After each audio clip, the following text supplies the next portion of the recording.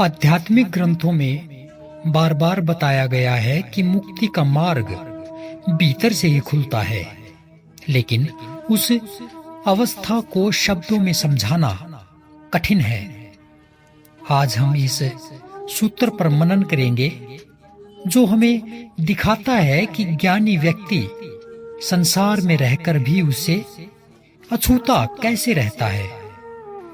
सच्चा ज्ञानी कैसा होता है, वह सोचते हुए भी निश्चिंत कैसे रहता है, इंद्रियों के साथ रहते हुए भी उनसे परे कैसे रहता है।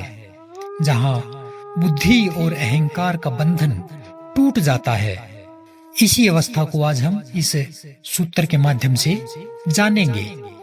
तो सबसे पहले आइए जाने इस सूत्र का अर्थ, उसके बाद इसकी गहरी विवेचना करेंगे।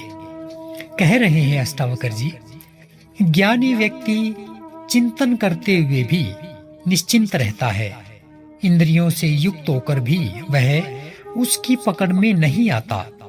उसकी बुद्धि तेज होते हुए भी वह निर्बुद्धि सा है और अहंकार रहते हुए भी वह अहंकार रहित है। वैसे तो इन शब्दों ने साफ साफ कह डाला कि अष्टावकर जी क्या कह रहे हैं, लेकिन फिर भी हम इसको थोड़ा सा विस्तार दे करके इसकी गहराई में जाने का प्रयास करेंगे और जानेंगे एक एक बात को। इस सूत्र को देखने से ये पता चलता है कि इसमें ज्ञानी की 4 अद्भुत विशेषताओं के बारे में बताया गया है। जैसे पहली विशेषता है कि जो ज्ञानी है वह सोचता है लेकिन चिंताओं में दबा नहीं होता। पर अगर इसके विपरीत हम एक सामान्य व्यक्ति को देखें तो उसका मन तो हर समय उलझा ही रहता है, कभी भूतकाल में फंसा रहता है, उसकी यादों में दबा रहता है, कभी भविष्य की आशंकाओं में उलझा रहता है, लेकिन वर्तमान की ओर कभी भी मुड़कर नहीं देखता। जबकि जो ज्ञानी व्यक्ति है, सोचता वो भी है, चिंतन मनन वो भी करता है, पर निश्चिंत रहता है, क्योंकि उसे पता है कि विचार केवल एक प्रवाह है और विचार प्रवाह है, इसलिए ये विचार उसकी असली पहचान नहीं हो सकते। दूसरी विशेषता है, ज्ञानी व्यक्ति इंद्रियों से युक्त है लेकिन उनसे बंधा नहीं है। जबकि इसके विपरीत देखें तो सामान्य मनुष्य स्वाद, रूप, गंध और स्पर्श आदि में फंस जाता है, लेकिन ज्ञानी भोग का अनुभव तो करता है पर फिर भी उसका दास नहीं बनता। वह इंद्रियों का उपयोग करता है लेकिन उनमें खोता नहीं, जबकि सामान्य व्यक्ति इन सभी बातों के उलट होता है। तीसरी विशेषता जो हमें दिखाई दे रही है वह है ज्ञानी व्यक्ति की बुद्धि प्रखर होती है लेकिन वह निर्बुद्धि सा दिखाई देता है। ये बात बड़ी विरोधाभास जैसी लग रही होगी, पर सच्चा ज्ञानी बुद्धि का उपयोग करता है पर उसे पकड़ कर नहीं बैठता। उसका जीवन सहज प्रवाह में चलता है, न कि निरंतर गणना और तर्क में। जबकि किसी सामान्य व्यक्ति को देख लो तो उसका जीवन लगातार तर्कों में पड़ा रहेगा, अपने आप को सिद्ध साबित करने में लगा रहेगा और लगातार ये गणना करने में लगा रहेगा कि मैं कितना श्रेष्ठ और सामने वाला कितना श्रेष्ठ। इन्हीं गणनाओं में वह फंसा रह जाता है, जबकि ज्ञानी इन सभी बातों को पकड़कर नहीं बैठता।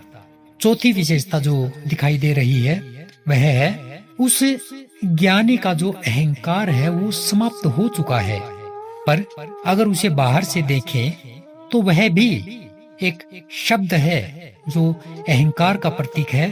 वह शब्द है मैं। तो ये मैं शब्द भी वह ज्ञानी कहता हुआ मिलेगा, पर इसके पीछे कोई स्वार्थी मैं नहीं होता। वह मैं केवल व्यवहार की भाषा है। अंदर से वह जानता है कि वास्तविक मैं शुद्ध चैतन्य है, पर आम व्यक्ति जब बोलता है कि मैं, तो उसमें अहंकार निहित होता है। जैसे श्रीमद् भगवत गीता को ही ले लीजिए, यहाँ पे दो कैरेक्टर हैं, एक अर्जुन और एक श्री कृष्ण। श्री कृष्ण अगर बोलते हैं कि मैं, तो वो मैं अहंकार से नहीं निकल रहा, पर इसके विपरीत अगर अर्जुन कह रहा है कि मैं युद्ध नहीं करूंगा, मैं सन्यासी हो जाऊंगा, मुझे राज्य नहीं चाहिए, तो ये सारी की सारी बातें लग तो ये रही हैं कि जैसे त्याग वाली हैं, पर ये सारी की सारी अहंकार से निकल रही हैं।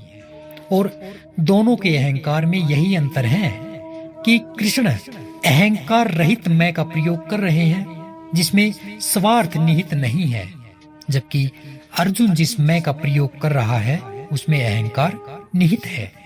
एक उदाहरण से और अच्छे से इसको समझेंगे। जैसे समुद्र में लहरें उठती हैं और मिट जाती हैं, वैसे ही ज्ञानी के भीतर विचार और भावनाएं आती हैं और शांत हो जाती हैं, लेकिन समुद्र अपनी गहराई में अडिग और स्थिर बना रहता है। ठीक वैसे ही ज्ञानी भी अपने भीतर विचारों, भावनाओं, चाहे कैसे भी आवेग क्यों ना आए, लेकिन बहुत गहरे से भीतर से स्थिर ही रहता है, वहां कोई डगमगाहट नहीं होती। तो अगर हम भी इस सूत्र को जीवन में उतारें तो हमें हर परिस्थिति में हल्कापन मिलेगा। सोचें, लेकिन सोच के बोझ से दबे नहीं। इंद्रियों का उपयोग करें, पर उनमें फंसे नहीं। बुद्धि का प्रयोग करें, लेकिन केवल तर्क में न जकड़ें। और मैं का उपयोग भी करें, पर उसके पीछे के शुद्ध आत्म स्वरूप को न भूलें। यही वास्तविक स्वतंत्रता है। अतः यह सूत्र हमें सिखाता है कि ज्ञानी का जीवन विरोधाभासों में संतुलन है। वह संसार में रहता है, पर संसार उसका मालिक नहीं बनता। यही है असली आत्मज्ञान की महिमा। तो इन्हीं सभी बातों के साथ हम अगले नए सूत्र में कल फिर मिलेंगे। तब तक के लिए नमस्कार।